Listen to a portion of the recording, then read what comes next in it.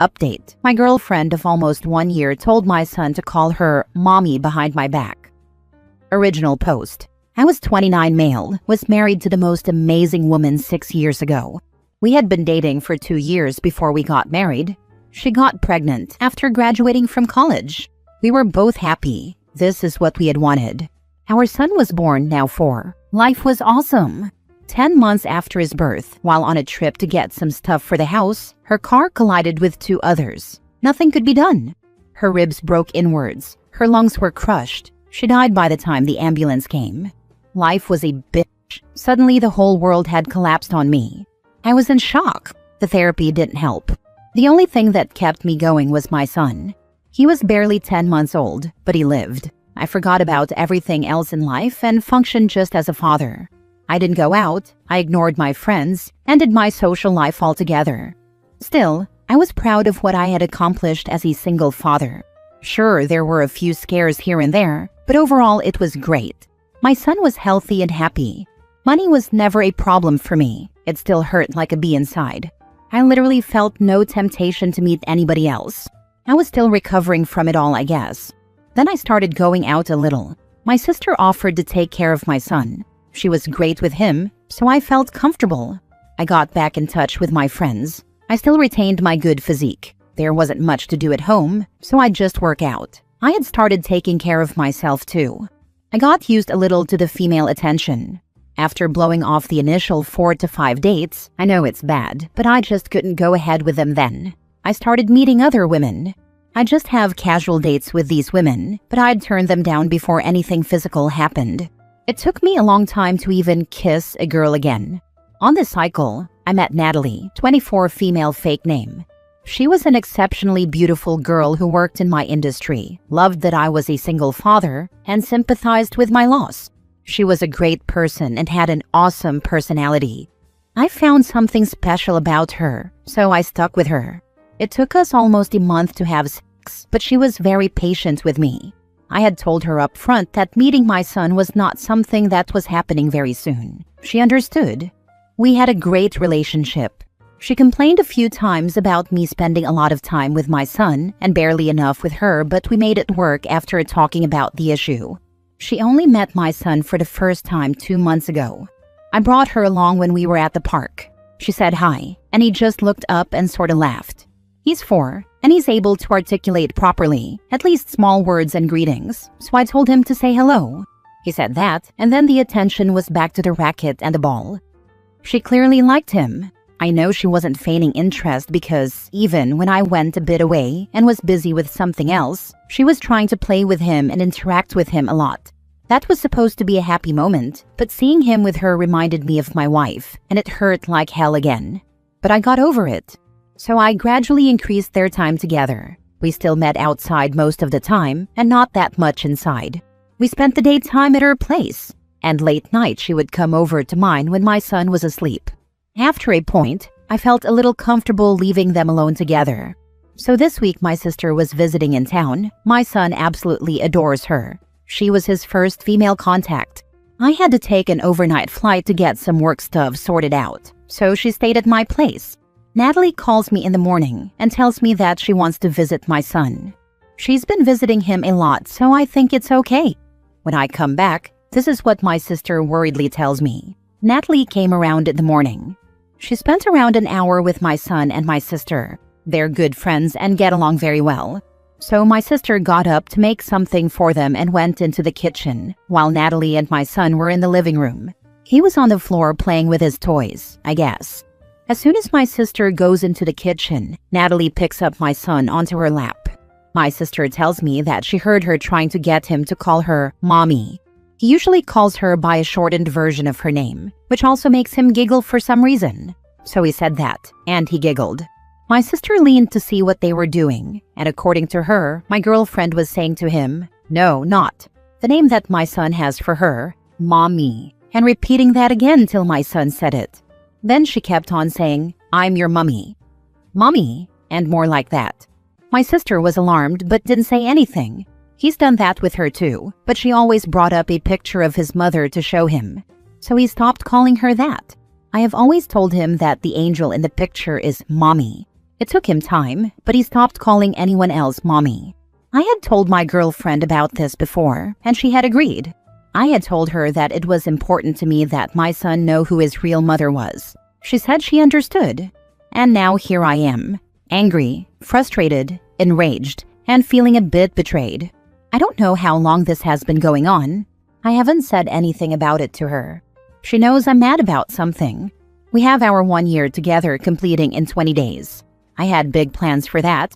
Now I don't know what to do. You guys got any ideas? Edit. This is not about me moving on from my wife. This is about my son's mother, that's all. Now for the top advice before reading the update. I'm willing to bet that she thinks if you hear your son call her mommy, that you will want to marry her.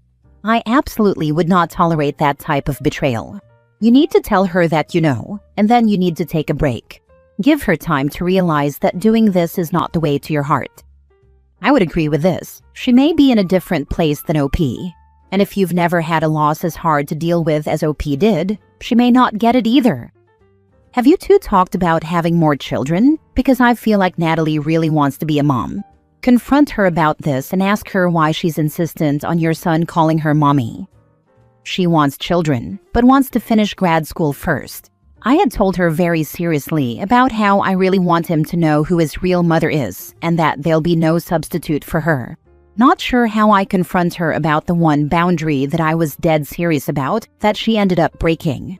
I know that this isn't coming across as a very serious problem to others, but this was one thing I was really scared about, and it's a terrible betrayal on her front. I'll just end up screaming my head off. I'm really angry by her doing what she did, and that too behind my back. She may not realize how serious it is for you. You've got to wonder what she thinks will happen if your son calls her mommy in front of you. She probably thinks it would be a beautiful moment. I think you should just try to have a natural discussion about your wife and bring up the importance of it to you and ask what she thinks. She knows that was what happened with my sister. Next to me, she was the only person in his life. She took care of him when he was so young. My son had called her mommy many times, but after a lot of time, I was able to ensure that the picture of my wife is the only thing he'll relate the word mommy to. My son has his own funny version of her name that he calls Natalie and has never strayed once. I understand that it may have been a beautiful moment if he called her mommy in front of me, but only if it was natural. She's trying to get him to say that by feeding him false information. He has always called her by a shortened version of her name. Mini update. I'll talk to her about this. I don't want to break up, but I do want her to know that she has messed up colossally and that this will set back our relationship. I'll try and be delicate. Also, most replies now are negative and aggressive, so I'll hop off Reddit. So, no point posting anymore. There are other people who need your advice. Thanks for the advice you have given me. I promise I will update. Now for the first update. Hey guys, just thought I'd quickly update you on what happened between my girlfriend and me. Basically, I talked to her. She did agree that this had indeed happened, so she didn't deny it. That was a good thing. I asked her why she did it. She gave the reason that she always felt like an extra in my life. She thought that we could be closer if we tried to be a family. I explained to her, in a calm, composed manner, that we can't just pretend to be a family, and that her trying to make a permanent bond with my 4-year-old son, whom she'd known only for 2 months, wasn't quite the way to do it. She cried and apologized. Nevertheless, this was a huge setback in our relationship. It's difficult to look at things the same way after what happened. Our big anniversary surprise is canceled. I'll make up for it sometime later. We are still dating, but she isn't going to meet my son anytime soon. This means that we'd be spending fewer nights together, but she understood. I'm also going to see a child therapist to get this mommy thing sorted out once and for all so that my son isn't emotionally affected. Just want to say this is probably one of the only posts I've seen on here where you actually try your hardest to put your son first while dating. Almost every post here has people living together with kids after 6 months, having boyfriend/girlfriend involved with their kids from day one, and they met early and fell in love, etc. You waited almost a year into a serious relationship to even introduce your kid, which is more than most people can say. What she did was messed up, but you're handling it well. Good luck with the child psychologist. As someone affected by their parent entering a relationship without regard for their kid, I fought with the guy constantly to the point where I just ended up sitting on my computer in my bedroom all the time during my early teenage years. Thank you for pointing this out. This stuff can cause a lot of issues for a child, especially one too young to know what's going on. Glad to hear she realized it was wrong. But are you sure you guys are a good match right now? She seems awfully desperate for something more, which you don't sound like you're looking for yet. I know everyone seems to be suggesting that I break up with her, but I love her. She crossed a big line that she was not supposed to, behind my back. I can't ignore that. I know she wants more, and I am trying my hardest, but it is difficult when I have a son. She hopefully understands that. Yeah, she might think that I am too much to handle for her, and she might break up with me. I can't prevent that. But if she doesn't, she's a keeper. Call it naivete, but I think the reason she gave for doing what she did checked out. It corresponded with a lot of things she had said earlier. But she needs to understand that we can only be a family when we are truly a family, aka marriage. So that'll have to wait. Right now, trust is the important thing that needs attention. If I can get that back, I don't think we'll have many problems. I am not going to break up with her. Had she denied what she did for 1 second, I would have walked out of there and never looked back. But she accepted her mistake and was ready to face the consequences, a little time away from my son. That's one positive thing at least. For what it's worth, I feel you made the right decision in every aspect of this situation. You handled it with an impressive amount of respect for your son and your girlfriend while keeping your priority on your son. A lot of fathers make that mistake and try to fix the family by finding a new wife for their child to call mommy. I know mine did. It was one of the very few mistakes he made as a father, but it was made with the best intentions. I am glad you didn't make that mistake, and I am glad you are taking your son to a counselor to make sure that mommy imprint isn't going to cause any long-term damage. From what I have read, you sound like an excellent father. Yeah, that's the sucky part of it. I married so young. I lost my wife when I was so young. All I have been since then is a father. I don't know if I'm a good boyfriend or not. Agreed, my son comes first, but still I'm always trying to be a better boyfriend. Second update. I know all of you guys would be expecting a wonderful update with all of us becoming one big happy family. Sorry, but I got B-slapped by life. Since a couple of weeks ago, she kept pushing me again and again over visiting my son. I told her no firmly, but she kept on being passive-aggressive. All I wanted was a little more time, but she pushed me to the limit. She said that my son was missing her, he was not, and that I was doing him a disservice by keeping her out of his life, and that I was a horrible parent and I couldn't raise my son alone. We had a big fight over it, and we broke up. She broke down and crawled back and apologized, but things were never going to be the same. Life freaking sucks. You did the right thing, man. She sounds like she has some issues. Stay strong and don't let her back into your life. This is something I knew I would do if I were not a parent. I know it would be the incorrect thing to do, going back to an ex after they did something horrible, but I'd still lose my spine and take her back. Now that I have my son to think about, no, nada, never gonna happen. I mean, it freaking sucks, this entire thing, but I will absolutely go no contact. You gotta keep in mind that 24 is still very young. Unlike our parents' time when they gained independence at 18, many of our generation don't even fully finish school until we are 22. This leads to a very sheltered and idealistic life. We see white picket fences and kids as accessories to life. What life really is bills and responsibilities, kids being the biggest of all. They aren't there to entertain us or enrich our lives. What we gain from children is purely based on what we bring to children and the satisfaction of seeing our children succeed. From all your posts, it's clear that your girlfriend, while great for a single guy, is just too young for you. Your emotional maturity is at least a decade ahead of her. You are 100% right. As I said, I do not resent her for this. I do not think she is crazy. I, however, do not think that she is right for me, nor am I right for her. Third update 1 year later. Hello everyone. Almost a year ago, I came here to talk about my life going upside down. I lost a great girlfriend, someone I thought I could finally trust and allow into my son's life. That did not go well. Anyway, that time of my life was very difficult, but I really got some great perspective from the people on here, so I just wanted to thank you all once again. I feel like I'm in a really good position in my life right now, and everything feels awesome. I've put all the pieces together and my son and I are really happy. He's doing great and is healthy. So yeah, this was more of a thank you rather than an update, but I really mean it.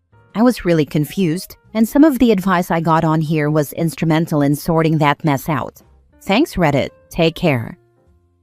Last story. I'm headed for divorce, but my lawyer has given me the best news ever. My husband, soon-to-be ex-husband 39 male, has been cheating on me 38 female, and he wants her instead of me. I'm probably naive because I didn't see this coming at all. I was researching vacation options for our 10th anniversary next year, and meanwhile he was running around with another woman. She's either 25 or 27. I can't remember which. I never thought heartbreak like this was real, but he broke my heart. I've known people who have gotten a divorce, and you have to live separately for a year before you can get a divorce. But I wanted to be prepared, so I made an appointment with a lawyer now. It was probably the best thing I've ever done. She told me that in our state, alimony is forbidden if there is adultery. Since my husband cheated, I won't have to pay alimony. I was prepared that I would have to pay out the nose, but I have proof that he cheated, that he gave me himself, so I won't have to pay him. This was the best news I could have gotten. Also, the living separately for a year only applies to no-fault divorces in my state.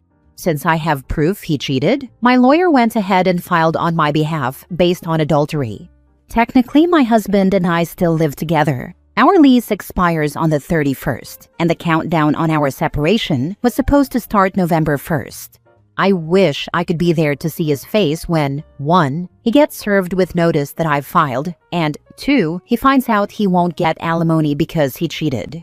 He wanted a no-fault divorce, and I know he was counting on getting alimony. It was the best news I could have gotten. I don't even have words for how amazing I feel. As a middle-aged woman who went through divorce a few years ago, I can tell you the pain will pass. And a year from now, you'll realize this, the divorce, was the best thing in the world. I hope your future is full of laughter and love and reconnecting with yourself. Take time to grieve, of course, and probably find a good therapist, LOL. But you will be so much better off, and I wish every ounce of happiness and success for you in this next phase of your life. Yes, when I think of my previous marriage, it's foggy like a dream. Bring on your new life chapter, OP.